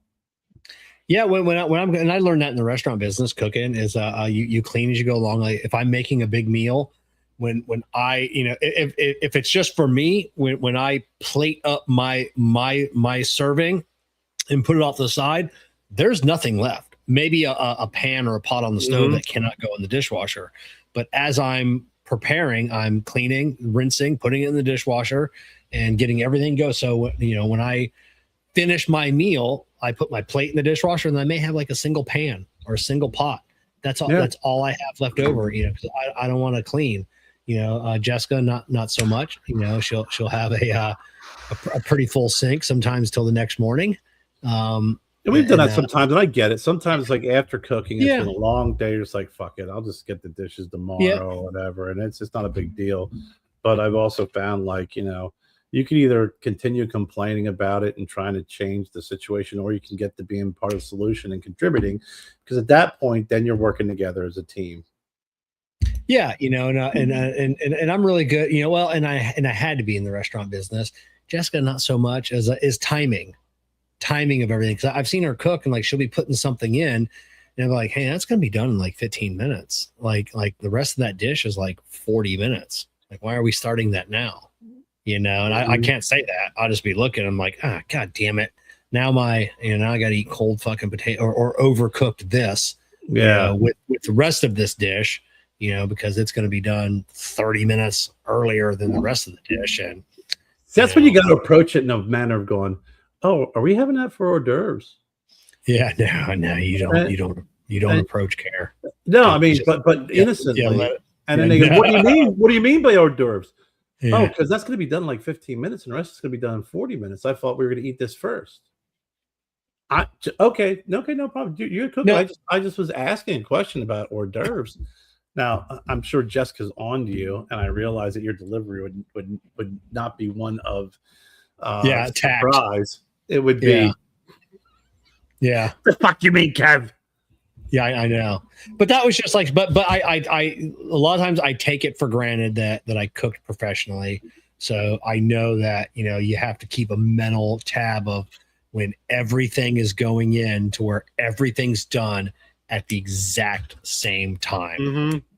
So no, Jen's timing is really good with her meals. I think about I mean, it's been few and far in between that things are done prior. Like there's times when she'll make baked potatoes, she'll put it in the microwave and do it that way. And I'm so fucking hungry. I'm like, listen, I'll eat it without the baked potato. You know, I want to eat now. I can't wait for that thing. You know, and then I always kind of like go, no, I don't want a baked potato. But then when Jen makes hers and it's all done up, then I'll take a bite of it. I'll be like, son of a bitch, I should have got a baked potato because this is freaking good. You know, that's probably my biggest accomplishment, getting Jessica on baked potatoes. If you cook a baked potato for 2 hours, it's still going to come out great. You know, you cook it for 40 minutes, it sucks. You know, there used to be many a time I was eating a raw potato, and you put that in the microwave, we're eating. I'm not putting that back in the microwave for 5 or 6 minutes. Yeah. And then not finishing this, you know, I'll just eat a raw potato. I'm fine with that. Yeah. Now it's just like, hey, just cook it for 2 fucking hours. It's going to be light and fluffy on the inside. And I like a crispy fucking outside. Yeah. You know, no, there's something to doing baked potatoes the old fashioned way, but they make them now. And even sweet, but I love baked sweet potatoes. Yeah. I love it. You know, if you pop it in the microwave and you do whatever you got to do. I also like, I used to like butternut squash, and then you put it up, you know, you brush it with some olive oil, something, put it in the oven for about 45 minutes to an hour and just scrape it. That's just fantastic. Yeah. I've never had a baked potato in a microwave. That's blasphemy. That's blasphemy. Really? No, it's I gotta tell you, it's not bad. You can't get that crispy. Yeah, see, I coat mine in oil and I coat it in salt and like crushed red pepper. Yeah, and then to have it like really seasoned, and you know, because I like being able to scoop out the inside of the potato, have a half a shell, and then put some of my meal in there, and then like eat it like a taco. Gotcha. Yeah, no, that's not happening with ours. And her baked potatoes in the microwave are pretty good, and I'm going to ignore that delicious potato that you just described because I have a feeling that if I asked her to make one like that, I would probably get a baked potato in the microwave thrown at my head, which is fine. Yeah. But yeah, I you know, I don't know. I've growing up as a kid, my mom would make baked potatoes, and it was always like my dad and my brother would eat the baked potatoes. My sister hated them. She only liked mashed. And I was not a big fan either, but you know, when you start living on your own and you realize that, you know, there's food that's affordable, thank you. And some of them, you know, it's like you'll eat anything. And then just like, you'll learn quickly. Like I didn't eat tomatoes growing up. Did not like tomatoes at all on my sandwiches. And then as I started, I was in college and stuff. I'm like, well, those are more toppings. That means more food. It means like, okay, throw some tomatoes on there. I think I'll tough it down. Same with baked potatoes too. Yeah, I love a good loaded baked potato. I love a good twice. We haven't made twice baked potatoes in a long time. We got to do some of those. Love a good sour cream and chive twice baked potato. It's just so I missed good. the baked potato bar at freaking Wendy's. Yes, the baked potato bar. Oh my god, that was so good. The baked potato bar. I remember that. I'll take a baked. And why? And why the fuck? Yeah, and why the fuck can't I buy sour cream like Wendy's used to give you in individual servings? Like I want a little tiny pack of sour cream that stays fresh. Instead of having the jar of sour cream, then you go to open it up and you got all the liquid on top. So you got to stir it all around or dump it out. Then you're always looking at the expiration date. You're like, oh, this is getting close. And you're like smelling it. Give me that little packet of Wendy's sour cream, and then, so. You got to be able to buy it somewhere because you could buy individual packets of hummus. You could buy, guacamole. You could buy individual packets of anything now. Yeah, just can't find like little individual packets of sour cream. I know what you mean about that freaking. You open it up, that freaking container of sour cream, and there's that freaking puddle of freaking yellow water. Just like, fuck. Is this still good? Yeah, it's still good. Are you sure? Well, here you just got to mix it up, and they have to mix it up. You're like, I don't know. Yeah, I know. You're always sketch whether you want to eat it or not. I don't know, man. I think I'll just eat. I think I'll stick to rice. I know. I call. We were supposed to have tacos last night. Then Jess made pizza. We were supposed to have them tonight, and then just ran late. But when I called her from the store the other night because I'm buying stuff for tacos, do we have sour cream? So yeah, we got it. Do we? Can you check? I know we have a jar. I don't want that jar, open that up tomorrow night and like, of course we had it. But, it's the same thing with freaking guacamole, man. That's why I like individual guac because you open up the container of guacamole, that beautiful green. It's the same. It's like having a beautiful green Candela cigar and letting it sit in the sunlight for a fucking day. It's rare. I mean, gross and brown. Oh. Every now and then, like. Every 6 months, I'll buy a container because Jessica likes. There's a Publix brand that she really likes there because they have like a spicy guac, but we just make our own. It's just easy. When I met Jessica, I had never had guacamole in my life. I'd never eaten it. It's not that I didn't like it. I was just, I just didn't eat guacamole. I just never thought about eating it. It just never appealed to me. So she had said she liked guacamole. So I looked up a couple of recipes online. So I made some like Mexican food and made her some guacamole. And she's like, and she didn't know I didn't eat it. She goes, "This is the best guacamole I've ever had in my entire life." Like how did you learn how to make it? I'm like, I just learned a couple hours ago. I just like a spicy guacamole though. Yeah. So we go to the Mexican restaurant, we always ask for spicy and they look at us, two white people, and they never make it. We even ask like, you make it extra spicy. They never do. It's never spicy enough.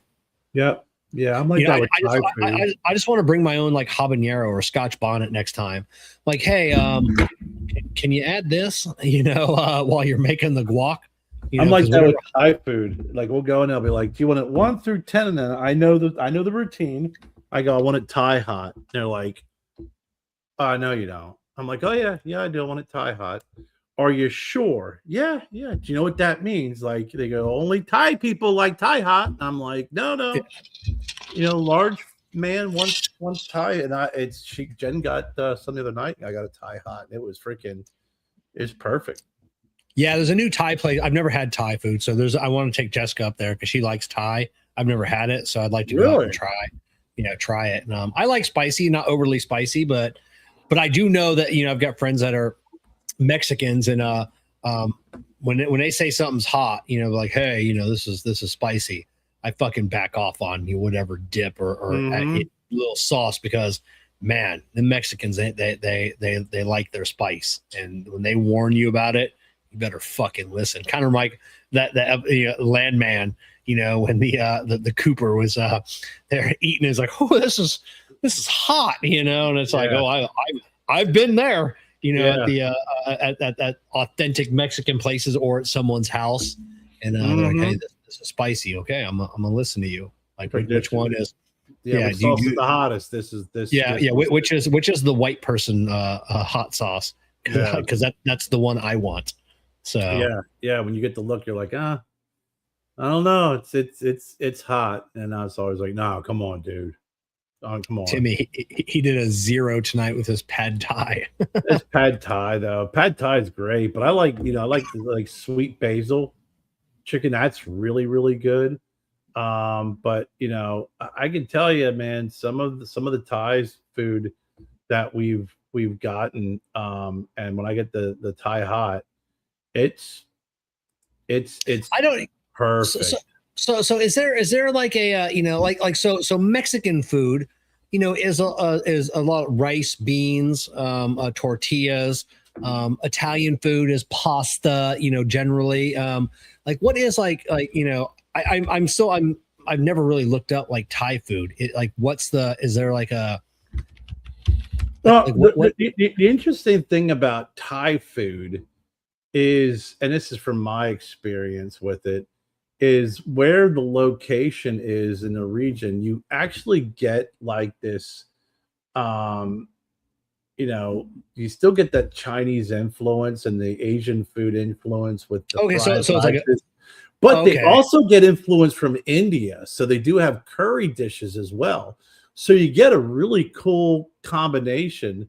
And they use a lot of, the pad Thai noodles are all rice noodles. Really, really. So are they like so long like ramen style noodles, or depends? Some of them are flat noodles. A lot of them are flat noodles. They almost look like a linguine noodle, but like on a diet. They're very thin noodles.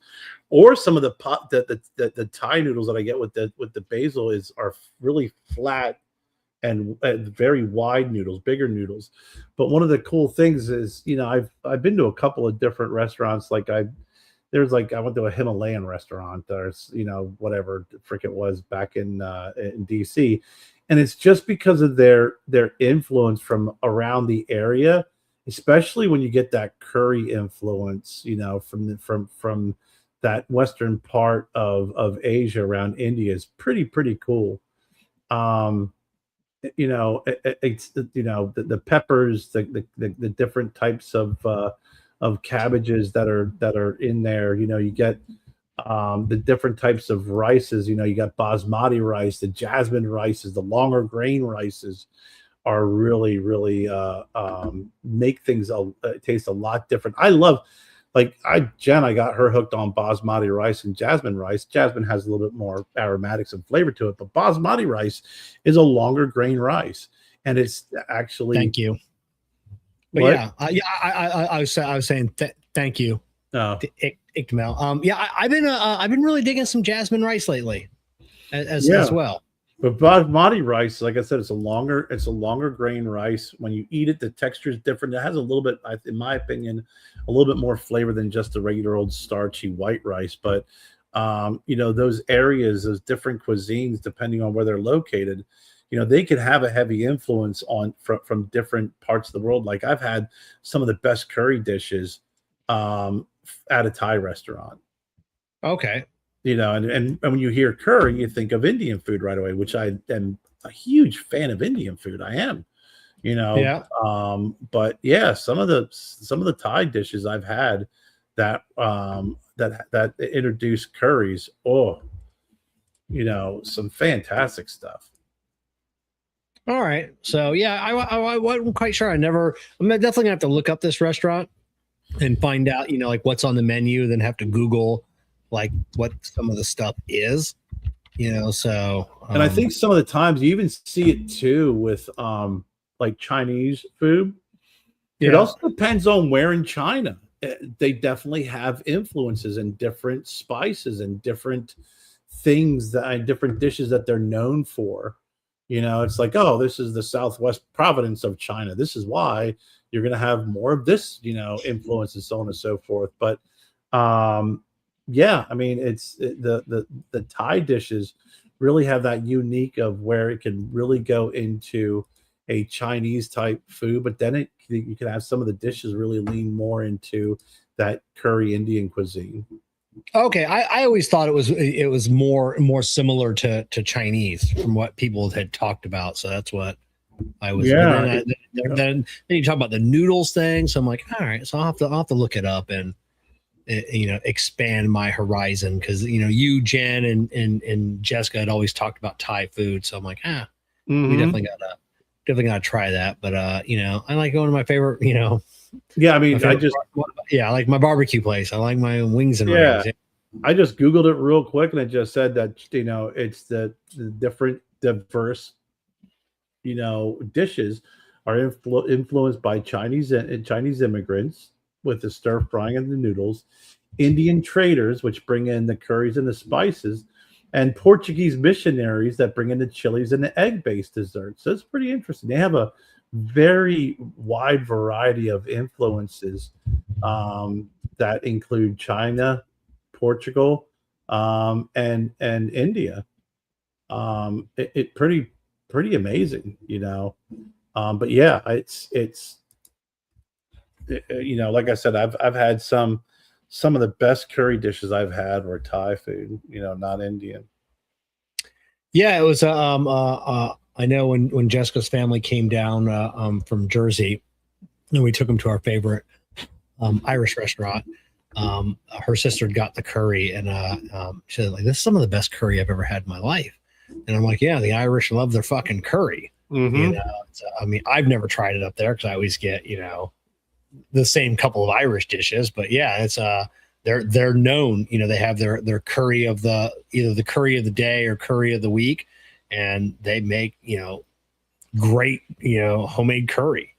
That's that's Indians' influence from the UK. Curry's big in the UK because the UK owned India, and that was their heavy influence. And one of the things that was made for me that was in English, they made it in England, is I don't know, you may think this is weird, but you take a baked potato and you take grilled chicken, you chop it up, and you make chicken salad out of it, right? And you add curry, and then you stuff the baked potato with that, so you get the cold and the hot together with that chicken salad curry. Yeah, fucking phenomenal. Yeah, I used to follow a channel on and I just got banned again from TikTok the other day. It was like 6 accounts got banned. I was smoking a cigar, I think, in one of my videos, and I've just given up on that platform. But I used to follow. It was a UK baked potato truck, and people would come from 100 miles away, or whatever, and it was all the different things, and it was a lot of beans on potatoes, but and watching all the different ways that the UK likes their baked potatoes. I've had a few chicken salads that were made, that curry was introduced, and chicken salad sandwiches with curry in it is fantastic. But I've had someone stuff a baked potato for me one time, and it was like I think I was hooked on that for a year. I made it a lot. Yeah, we have a place over here. It's called Chicken Salad Chick. Yeah, we have that here too. Yeah, they stopped making egg salad. Oh, did they? And Jennifer loved their egg salad. They stopped making egg salad. Yeah, I love a good egg salad. Their chicken salad sucked. Even Jessica didn't like it. She's like, this sucks. It's hit or miss. Depends on what it is. They have a lot of options, I've had better chicken salads at other restaurants versus. And it was expensive. Yeah, and it was expensive. For these little tubs of the chicken salad they make, and I'm like, this is. I mean, because it's chicken salad. It's chicken mayo. Some spices. Maybe Jessica likes hers with like either the grapes or the cranberries, the celery. She likes that. I mean, I don't like a crunchy egg salad, tuna salad, or chicken salad. I've had chicken salad. It depends on the spring chicken salad. Where I've eaten it with the different apples and stuff. But you know what, man? It's like putting freaking raisins in your potato salad. It's just, that has no place being in chicken salad. Yeah. If you put raisins in your chicken salad, you're a flat earther. Yeah. I've had it before. It was like, okay, I've eaten it. Even I go, what the hell is that? Oh, it's our spring chicken salad. It's got some apples in it. I'm like, just give me the freaking regular chicken salad. Like you said, I like chicken salad. All you got to do is be like, okay, here's my regular chicken salad. I'm going to make buffalo chicken salad, put in buffalo sauce. I'm going to make barbecue, put in some barbecue sauce. I'm going to make some garlic, put in some garlic. The deviation is not great when you want to provide a multitude of chicken salads. It's just the spices that you put into it is all you really have to do. And if you fuck that up, maybe you shouldn't call yourself chicken salad chick. Yeah, exactly. And it's rare. I rarely ever eat chicken salad. Maybe once a year. I'm a tuna or egg salad guy.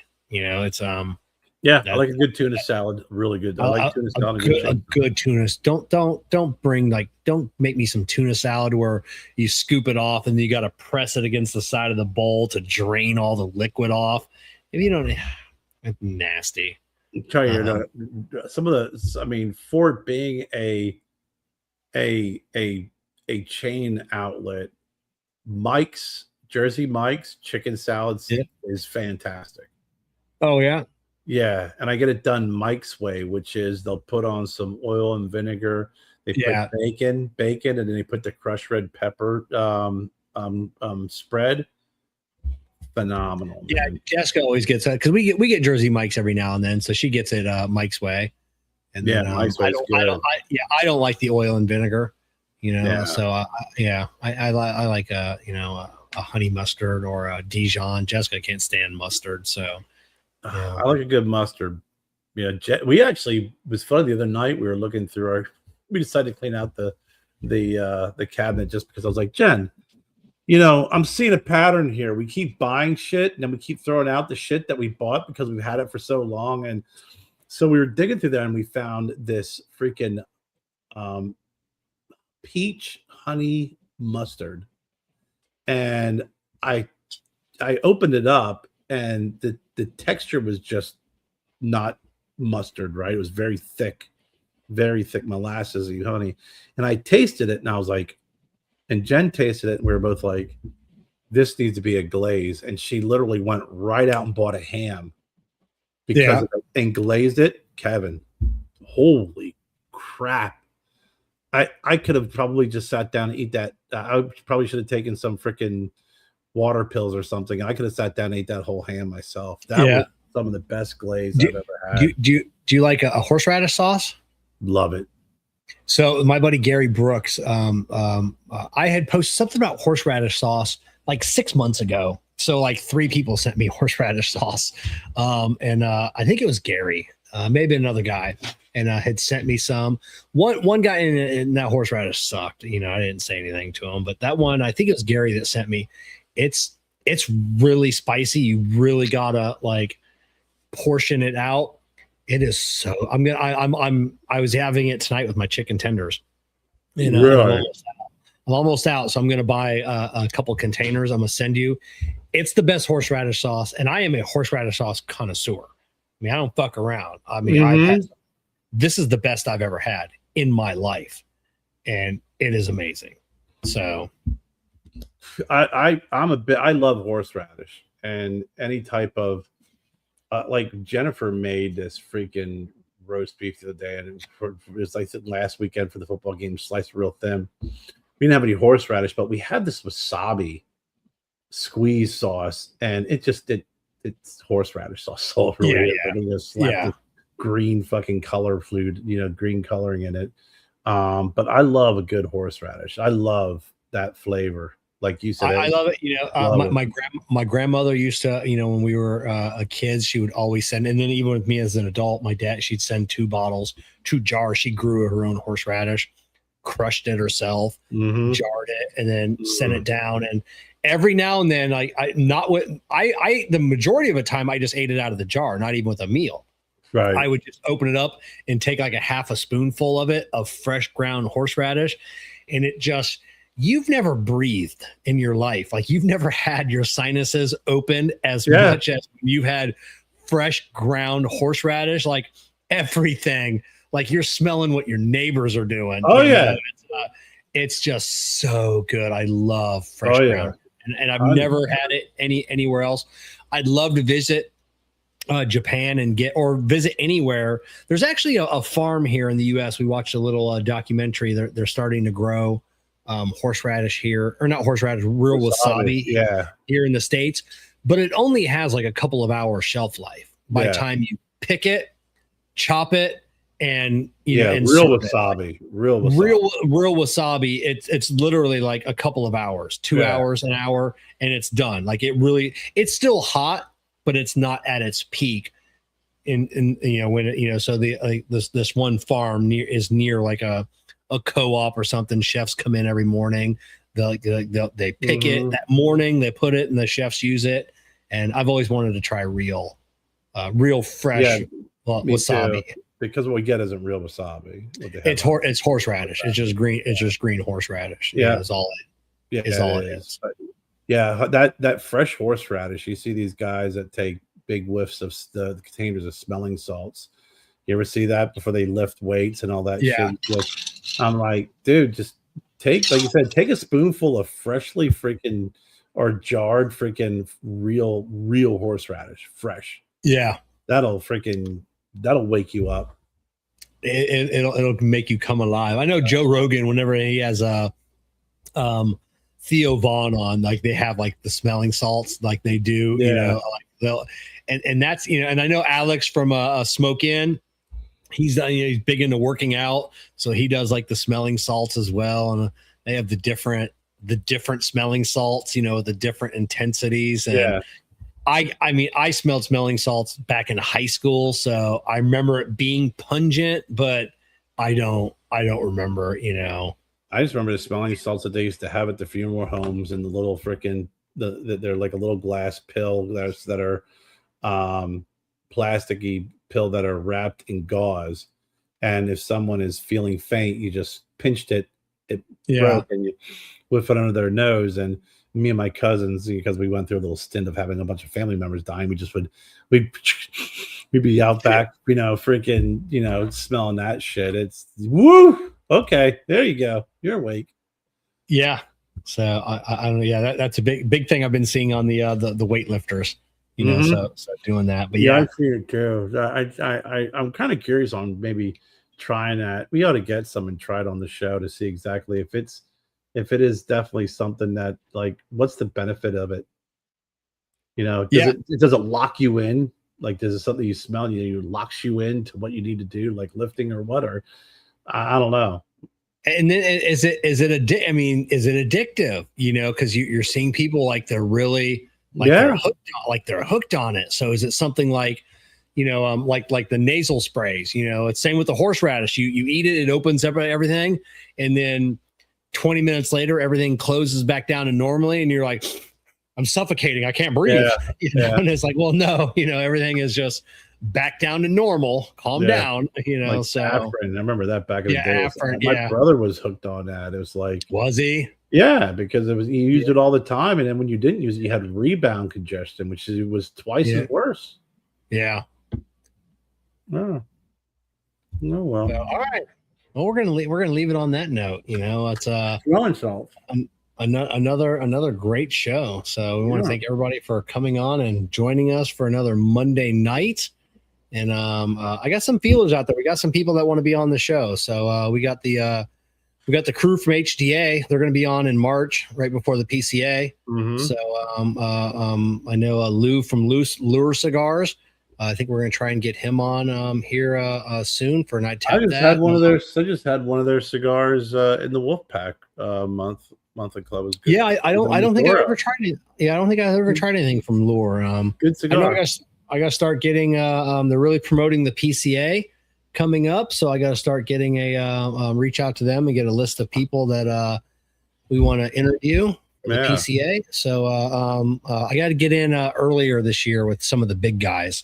Because that was the one, as much as we still want to do tons of the little guys, but there's a few of the bigger guys that I want to get.